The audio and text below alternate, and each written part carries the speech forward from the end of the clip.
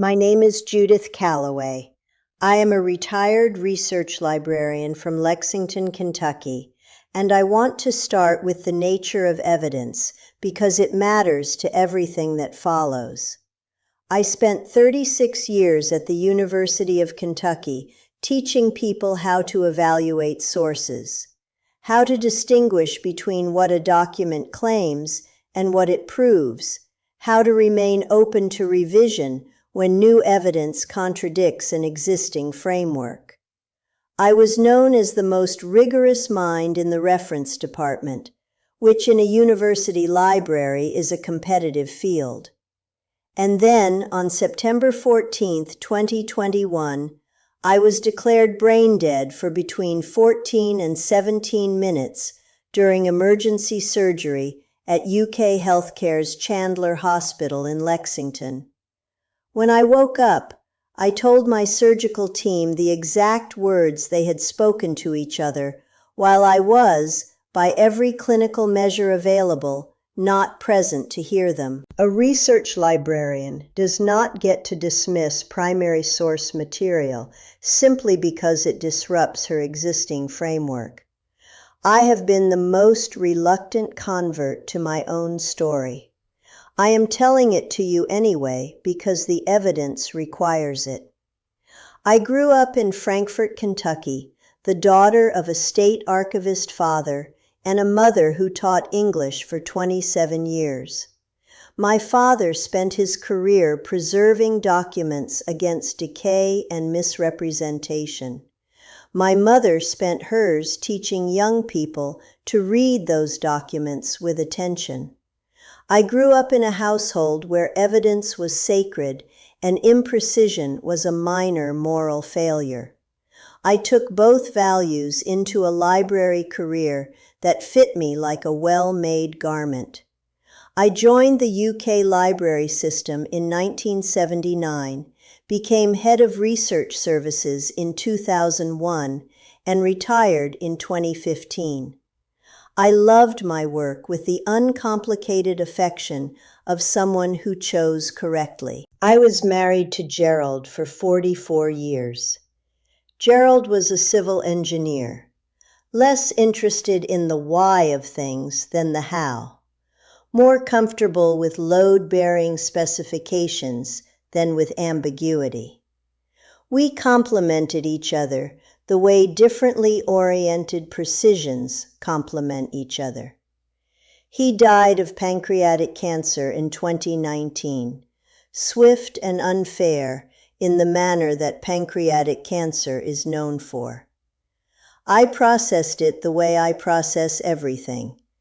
I read every available source on grief and bereavement, and found that bibliography is considerably less useful for grief than I had hoped, and that the grief itself did not respond well to cataloging. Our daughter Catherine was a pediatric dentist in Louisville who called every day and visited most weekends after Gerald died, which I found touching and, on certain weekends, more company than a recently retired widow requires.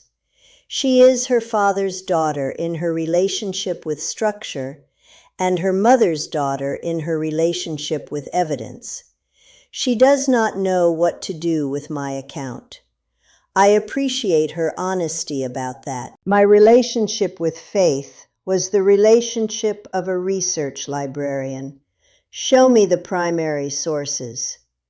I had examined the available primary sources for religious belief with the same rigor I brought to any research question, and I had found them historically significant and insufficient as evidence for the specific metaphysical claims they were deployed to support. I was not hostile to faith. I was epistemically agnostic, maintaining the appropriate humility of a person who understood that absence of evidence was not evidence of absence, while declining to assign confidence to propositions the evidence did not support. I thought this was sophisticated and defensible, I still think it was sophisticated. I no longer think it was complete. Now I need to tell you about September 14th, 2021. But first the context, because context is everything in source evaluation. I had been experiencing intermittent abdominal discomfort for 3 weeks. My physician, Dr. Susan Park, ordered a CT scan that showed a perforated gallbladder with evidence of localized peritonitis, a rupture I had been attributing to digestive complaint while the infection progressed. Dr. Park called me directly. She used the word urgent. I said, Friday. She said, Judith, this is not a Friday situation. I arrived at Chandler Hospital on Tuesday with my overnight bag packed with the organizational efficiency of 36 years in a research library. I called Catherine from the parking lot, incorrectly concluding that a call from the hospital parking lot was less alarming than whatever she might imagine. Catherine was in her car before I finished the sentence. My surgeon was Dr. Marcus Webb, late 40s, with the specific calm of someone who has performed a procedure many hundreds of times and decided that calm serves patients better than drama. He explained the procedure clearly. I asked 3 questions about the specific microorganisms most commonly implicated in gallbladder peritonitis, the antibiotic protocol, and the statistical outcomes for my presentation at my age. He answered all 3 with the slight pleasure of a physician who is not accustomed to exactly those questions and is glad to encounter them. I remember the operating room precisely. The temperature, always several degrees colder than any other hospital room. The calibrated lights, the organized sounds of a team preparing a workspace with professional precision. Dr. Webb on my left, an anesthesiologist whose name I was told and do not retain. A scrub nurse whose name I was also told and do not retain. And a circulating nurse whose name I absolutely retain because I used it when I woke up, and the using of it is central to the evidence I am about to present. Her name was Linda Ostrowski, tall woman, red hair under a surgical cap with small blue stars on it. I notice the stars with the cataloger's attention to specific detail that I am told I carry into non-professional situations without always being aware of it. The anesthesia was administered. I counted backward from 10. I reached 6, and then I was somewhere that was not the operating room. The space had no cold in it, and no calibrated lights, and no organized sounds of a prepared workspace. What it had was the complete inverse of all of those things. Warmth where there had been cold. A light that was not calibrated because calibration implies external adjustment, and this light was simply the nature of the space. And a sound that I later decided was the sound of everything being in its correct relationship to everything else. I do not have a musical analogy for that sound. I have stopped looking for one. I had no body.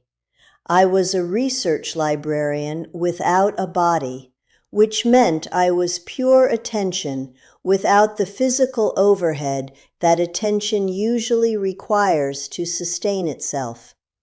The quality of awareness available to me in that state exceeded by a margin I cannot quantify, but can assert with confidence, anything available to me in 36 years of highly trained professional research. It was the difference between reading about a place and standing in it. I had spent my career working with maps. This was territory. The peace was immediate.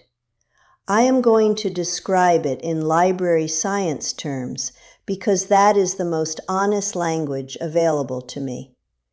In cataloging, there is a concept called bibliographic control, the systematic organization of information so that everything is findable and accurately described. The peace I experienced was the experiential equivalent of perfect bibliographic control. Everything in its correct place. Every relationship accurately described. Nothing lost. Nothing misfiled. Total. Organized. Complete. There was a presence. I am going to describe it the way I would describe a primary source that does not fit existing categories. Not by forcing it into a category it does not fit, but by describing its actual properties. The presence was personal. It was aware of me specifically, not as a patron accessing the system, but as the subject of a catalog entry that had been compiled with complete accuracy over 67 years and was being read in that space by something that had written it. I was known. The full record.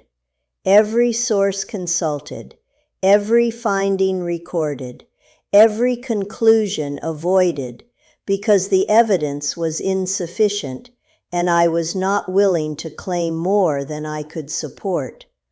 All of it present, all of it held, all of it received with the attention of the best reader a writer has ever been given. And then something happened that I need to describe with the full rigor I would apply to any claim that exceeded my existing framework. I was able to perceive the operating room, not from within it, from somewhere that had no operating room in it. But the information was available, specifically, precisely, the way a library's catalog contains a book's information without containing the book. And I am going to tell you what I heard, not because the terminology is the point, but because the specificity is the evidence. Dr. Webb said, "The bleeding is from the cystic artery branch, Linda. We need the clip applier. This is going to be tight." Linda Ostrowski said, "Right here." And then Dr. Webb said in a lower register, intended for the scrub nurse beside him, "She should have come in on Friday." And the scrub nurse said, "They never do. She should have come in on Friday. They never do." I heard those words in a space in which I had no ears, from a room I was not present in by any clinical measure, during a period when my brain showed no measurable electrical activity. I encoded them with the thoroughness of a research librarian who understood that the provenance of a source is as important as its content, and I retained them through resuscitation and recovery and the surgical ICU. Beyond the operating room, there was more. The complete absence of fear, not the suppression of it, the absence of it, as though the category had been retired from the available options. I had been afraid, I understood in retrospect, for most of my adult life, not dramatically, but in the low-level, persistent way that intelligent people who understand their own mortality tend to carry fear. Careful with attachment because loss was always a foreseeable outcome. All of that was simply not present, not managed, absent.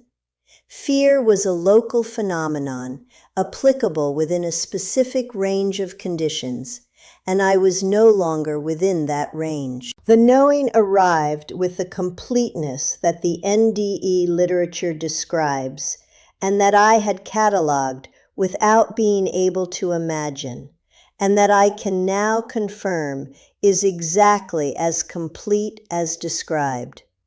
What arrived was this: Consciousness does not require the brain the way a catalog entry requires its physical record.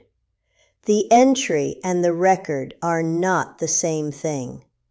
The record can be damaged or destroyed without the entry ceasing to exist, because the entry exists in the system, and the system is not the record. I am the entry. The brain is the record.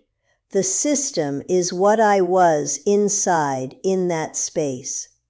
And the system does not go down when the record is damaged. I understood that this metaphor had been chosen for me specifically. A librarian, given the exact explanation a librarian would immediately understand, and that no one else would think to use. I find that significant for reasons I will leave to you to evaluate. Gerald was there. With the full reality of himself, his civil engineer's precision and his quiet warmth, and the specific quality of attention he gave to problems he was genuinely interested in, which included, I understood more fully in that space than in 44 years of marriage, me. He was interested in me. He communicated without words the completion of everything he had not been able to say in the 9 weeks between diagnosis and death. In that space, the structure he needed to build was not required.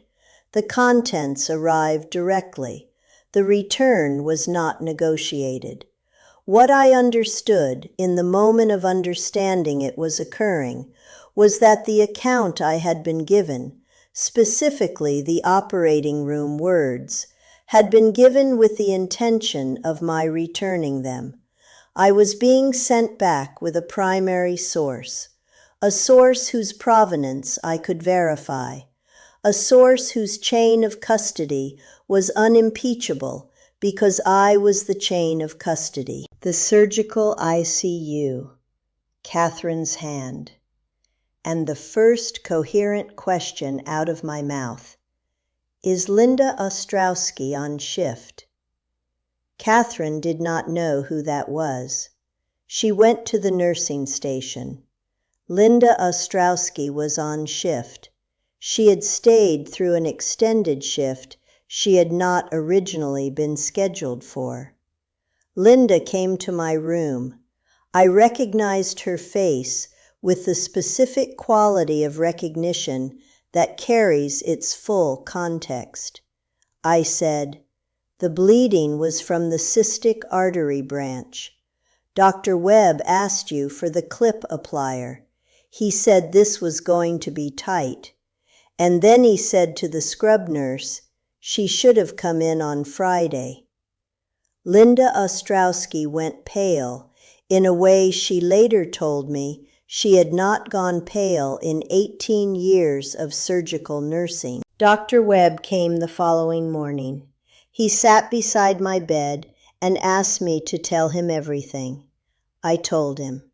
He was quiet with the specific quality of a person whose framework has just encountered primary source material it cannot accommodate. Then he said, "I said those words," quietly, "at a moment when your clinical status was—" He stopped. I said, "At a moment when my clinical status was inconsistent with my having heard them." He said, "Yes." I said, "How do you want to document this?" He said, "Accurately." It is in my medical record. The account of what I reported is in my record at Chandler Hospital, with Dr. Webb's notation that the information was accurate and was not available through any mechanism consistent with my clinical status during the relevant period. That is a primary source. That is provenance. That is evidence. I spent 11 days at Chandler. I returned to volunteering at the UK library system, sitting at the reference desk on Tuesday and Thursday mornings, helping people find what they are looking for. Every person who comes to that desk with a question is a person who needs access to something. Information, yes, but underneath the information, the thing the information is in service of, the sense that the world is comprehensible, that the question has an answer, that the answer is findable. That is what I have always provided. That is what the space provided to me. And I understand it now with a completeness I did not have before September 14th, 2021. Here is what I want to leave with you from a research librarian who was given verifiable evidence and sent back to enter it into the catalog. You are the catalog entry, not the physical record. The record is temporary and will not last indefinitely because records do not. But the entry is in the system. The system does not require the record to maintain the entry. You are not going to be lost. Held in a system of perfect and complete love that has known exactly where you are filed since before you were cataloged and that has never once lost an entry. We are all in the catalog, every one of us, filed with complete accuracy, held with complete love. The library does not close. The catalog does not fail. We are going home to be read, and what reads us knows us and loves what it knows, and has never once looked at the full catalog entry of any human being and found anything in it that was not worth keeping.